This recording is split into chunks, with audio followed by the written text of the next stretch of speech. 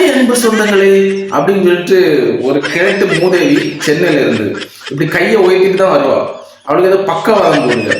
பெண்களை தவறா பேசாதீர்கள், யாரையும் கேவலப்படுத்திலாம் பேசாதீங்க, யாரையும் அலட்சியப்படுத்தி பேசாதீங்க.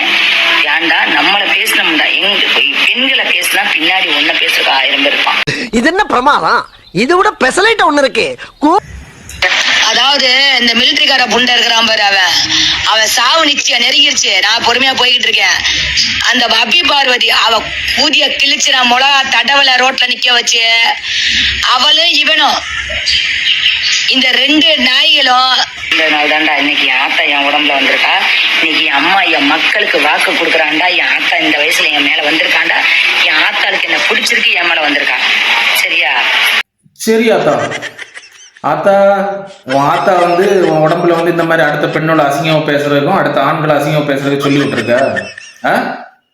இந்த மாதிரி இந்த பயோஸ்கோப் காட்டுறது, இந்த சீன் போட்டு வீடியோ போடுறது, இதெல்லாம் உனக்கு அந்த ஃபேக்கடி கும்பல் இருக்கு பாரு, அந்த அல்ற சில்றங்க அங்க கொண்டு காட்டு.